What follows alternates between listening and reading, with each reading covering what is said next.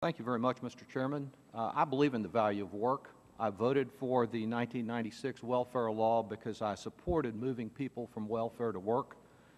I don't believe, though there have been some spotty successes, that law has begun to fulfill its promise. And I think that the responsibility for those failures is shared by many.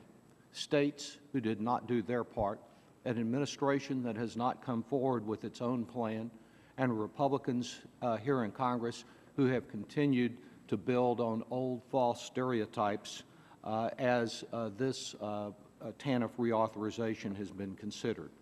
We have moved on a stop-start basis with a number of temporary extensions instead of dealing with the root causes of why we don't have more people moving into the workforce.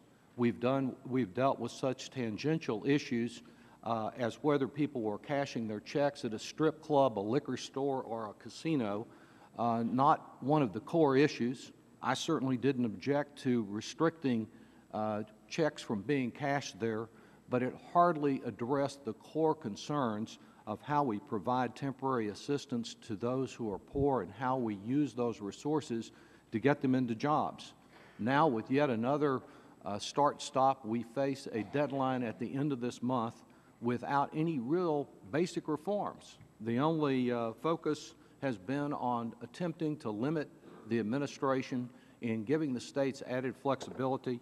In my opinion, in some areas, they have too much flexibility already and have basically used TANF as a slush fund to fund some of the social services that they should have been providing themselves and were, in some cases, providing in themselves to assist those who were poor to move into the workforce and to develop better skills.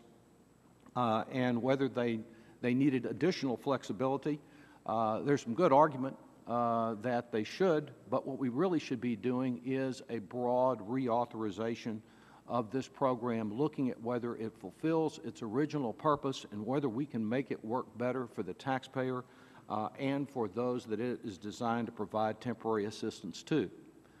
This temporary assistance program, misnamed I believe, is increasingly irrelevant for most Americans that are struggling in poverty. In response to the worst recession in our lifetimes, enrollment in TANF moved little across the country. In 2010 and 2011, only about 1 in 5 poor children received assistance through this program. That's the lowest level of poor children receiving cash assistance since 1964. In my home state of Texas, the picture is much more bleak, as it usually is, with only 1 out of every 20 poor children receiving any cash assistance from TANF.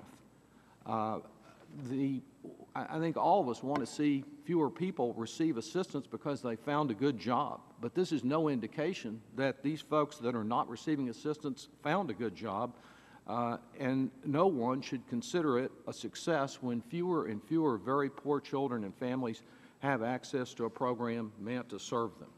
Instead of focusing on whether a waiver authority is being misused or whether people are misusing their check at a liquor store, it seems to me the fundamental concern ought to be on how we do more to lift people out of poverty and have them contribute productively to our society. Part of this strategy should include the President's call for an increase in the minimum wage.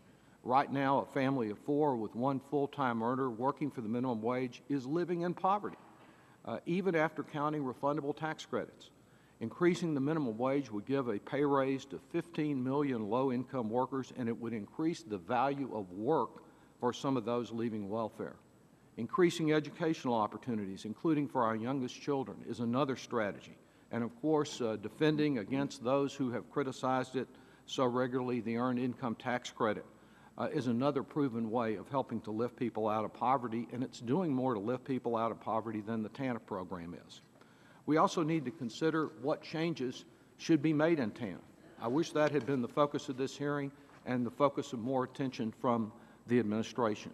We will hear from one witness later today outlining what some of those changes might be that could strengthen the program and make it fulfill its original purpose.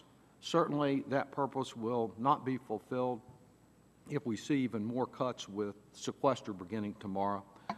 Another area in which we need to address the attention of the Congress. I look forward to hearing the witnesses.